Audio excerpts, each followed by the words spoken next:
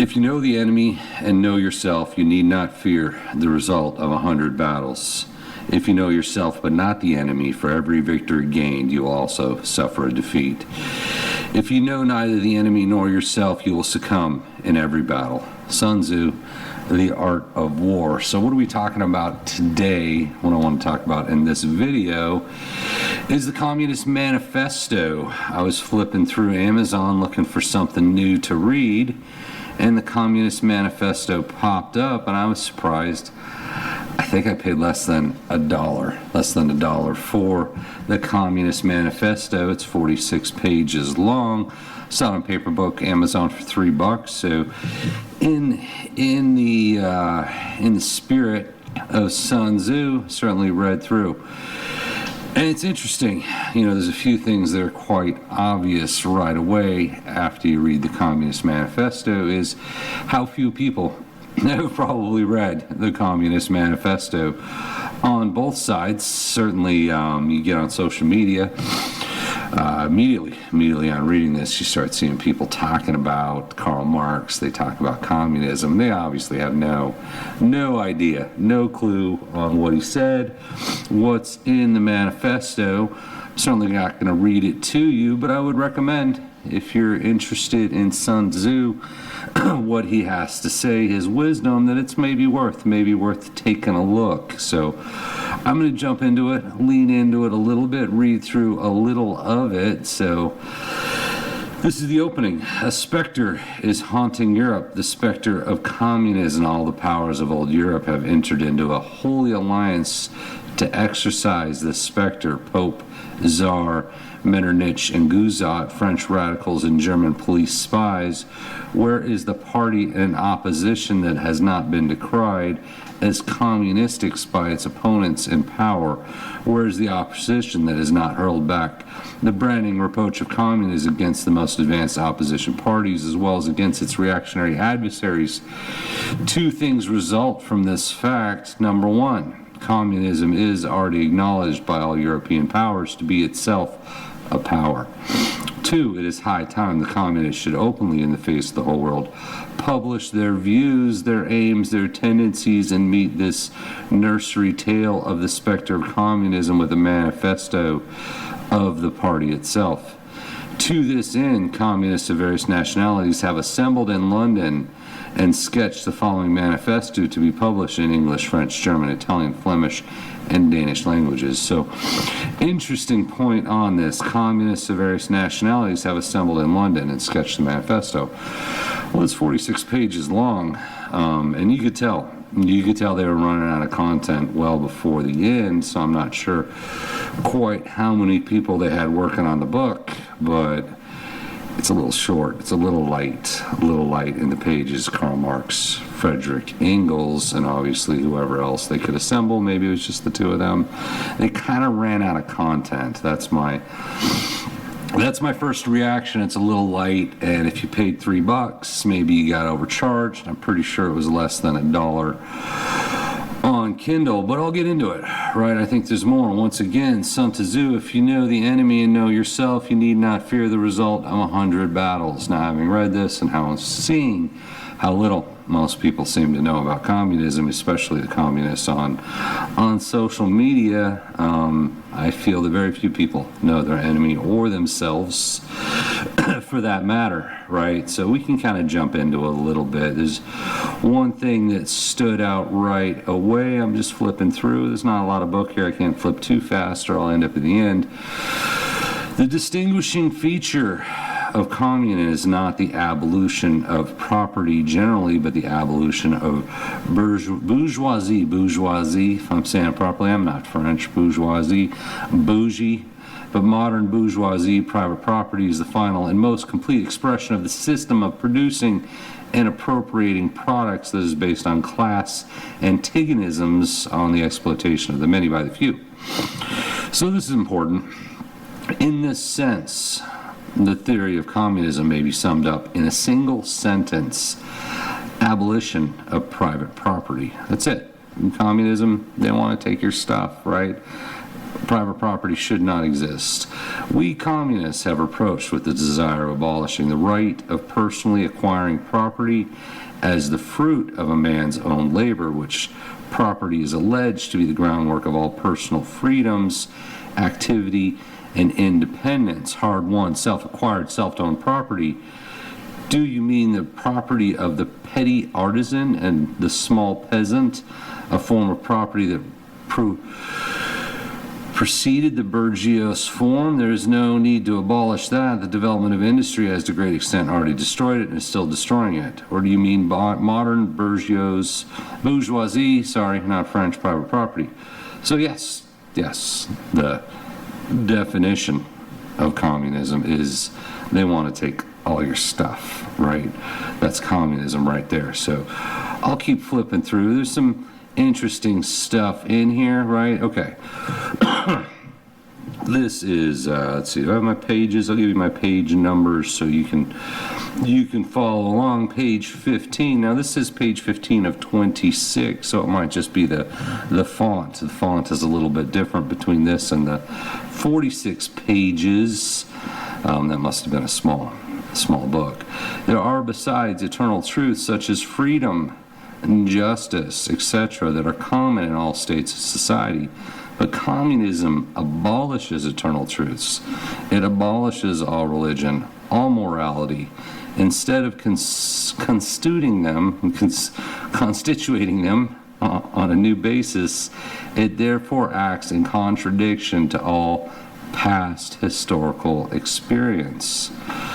What does this accusation reduce itself to? The history of all past society has consisted in the development of class antagonisms that assume different forms at different epochs. So we'll keep going. The communist revolution is the most radical rupture with traditional property relations. No wonder that its development involves the most radical rupture with traditional ideas. We'll skip a little bit here. The proletariat will use its political supremacy by wrest by degrees all capital from the bourgeoisie, and to centralize all instruments of production in the hands of the state, of the proletariat organized as the ruling class, to increase the total of productive forces as rapidly as possible. And I think that's very important. Increase the total of productive forces as rapidly as possible. And we'll come back to that. Of course, in the beginning, this cannot be effected except by means of despotic inroads on the rights of property and on the conditions of bourgeoisie production by means of measures, therefore, which appear economically insufficient and untenable, by which in the course of the movement outstrip themselves, necessitate further inroads upon the social order that are unavoidable as means of entirely revolutionizing the mode of production. These measures will, of course, be different in different countries. Nevertheless, in most advanced countries, the following will be pretty generally applicable, right? 1. Abolition of property in land and application of all rents of land to public purposes. Number 2, a heavy progressive or gradual income tax. Sounded familiar. Abolition of all right of inheritance. Confiscation of property of all immigrants and rebels. Centralization of credit in the hands of the state by means of a national bank with state capital and an exclusive monopoly. Number 6, centralization of the means of communication and transport in the hands of the state. Number 7, extension of factories and instruments of production owned by the state, bringing into cultivation of wastelands and the improvement of soil, generally in accordance with a common plan. Number 8, equal obligation of all to work. Establishment of industrial armies, especially for agriculture. That's an important one. I'm going to pause on that. Equal obligation of all to work, and then as they said,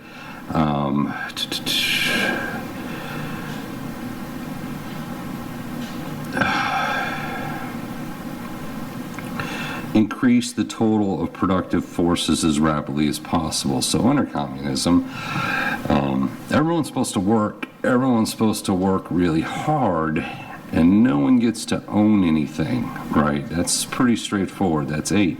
Equal obligation of all to work. Everybody works. Production must increase. Everyone must work harder. Everyone must work. Organize industrial armies, especially for agriculture, right? You're conscripted. You're going to be, whatever your job is, you're going to work harder because we need to increase productivity. And in the end, you don't own anything. We're not necessarily going to give you anything for it. It goes to the state, right? Combination of agriculture with manufacturing industries, gradual evolution of the distinction between town and country by a more equitable distribution of the population over the country. So that's sort of moving everyone around, right? They want to redistribute the population in a more equitable way. So that's to say, blurring the distinction between town and country, industrial and agricultural. So it is sort of, you can say mega city, right? The idea of mega city, town, country, whatever's the most equitable distribution of population to facilitate, once again, the establishment of industrial armies, especially for agriculture. Number 10, free education for all children in public schools, abolition of children's factory labor in its present form, combination of education with industrial production. So everyone gets free school, but you're going to learn a job skill, right? You're going to learn a job skill, and then you're going to work. Everybody works. So I see people online, it was interesting comment on social media that, hey, there's all these people on welfare, and they're capitalists. How can they be against socialism when they're on welfare? Well, clearly socialism is not a discipline of welfare. Right, it is not an idea of welfare. It's an idea of everyone works and everything's divided out, right, and not necessarily evenly. So, all right. So then it goes on. You got chapter 3, socialist and communist literature. So reactionary, it talks about different types of socialism, reactionary socialism, feudal socialism, petty bourgeoisie socialism. So interesting on the petty bourgeoisie socialism, because you get people saying, come on again, people say online, I can't. It's amazing. There was a quote someplace I saw on social media that Karl Marx never envisioned a world where the bourgeoisie class wanted socialism and the workers, the labor, wanted capitalism. And actually he did. It's in the book. It's in the book quite a lot. They talk a lot about bourgeoisie socialism. So I got a couple sections I want to read on that. In countries like France, where the peasants constitute far more than half of the population, it was natural that the writers who sided with the proletariat against the bourgeoisie should use in their criticism of the bourgeoisie regime the standard of the peasant and petty bourgeoisie, and from standpoint of those intermediate classes should take up the cudgels for the working class. Thus arose petty bourgeoisie socialism. Cicéron was the head of the school, not only in France but also in England. So we're the bourgeoisie. Well, I guess we'll get into the definition. Let me skip to that because I think it's an important distinction, both for when this was written and now. Right, the world's changed a lot since the 1800s, and not quite the same. We're not living in the same environment, but in notes, by bourgeoisie is meant the class of modern capitalists, owners of the means of social production, and employers of wage labor. By proletariat, the class of modern wage laborers who have no means of producing of their own are reduced to selling their labor powers in order to live. So the proletariat, which is the group they're trying to convince to become communists, by definition, it's wage laborers who have no means of production of their own, are reduced to selling their labor power in order to live. So it's a small group. That's a small group in modern history. 1888, it might have been a much bigger group. And then the bourgeoisie is anyone, I guess, that owns anything, the means of social production, employees of wage labor, any of that. So it's an interesting book. I kind of skipped ahead a little bit there, but wanted to point that out. Let's see. I hit the 10 tenets.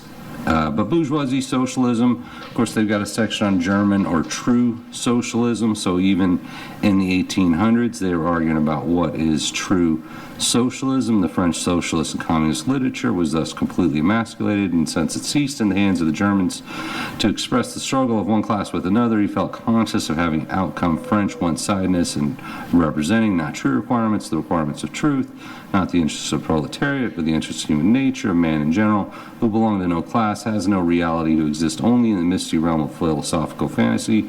This German socialism, which took its schoolboy task so seriously and solemnly, that extolled its poor stock and trade in such mountebank fashion, meanwhile gradually lost its pedantic innocence. So while this true socialism served the government as a weapon for fighting the German bourgeoisie, at the same time directly represented a reactionary interest, the interests of the German Philistines. In Germany, the petty bourgeoisie class, a relic of the 16th century, and since that constantly cropping up against various forms, is the real social basis of the existing state of things. Essentially, sort of bourgeoisie socialism, the true socialism, isn't exactly the direction they wanted to go in. You've got conservative socialism. Bourgeoisie socialism obtains adequate expression when and only when it becomes a mere figure of speech. Talks about cultural utopias, position of communists related to other various existing opposition parties, and of course they end with the battle cry, working men of all countries unite. So interesting book. I was a little surprised, right? Once again, as I said, it's a short book. Not sure how many people wrote it. Sort of ran out of steam on it. I don't think a lot of people have read it, but I wanted to share that. We did spend about 4.5 hours talking about The Iron Heel, which was a Jack London book, and having now read the Communist Manifesto and having now read Jack London's Iron Heel book, I think it was written in 1908, Iron Heel is clearly a fictionalized version just of the Communist Manifesto, right? Interesting book. Didn't turn communist. Read the book. It did not turn me into a communist, but it is interesting to see, interesting to understand different perspectives, where they're coming from. Once again, if nothing else, for the sake of Sun Tzu. So, hope that helps out. Thank you for watching, and we appreciate you.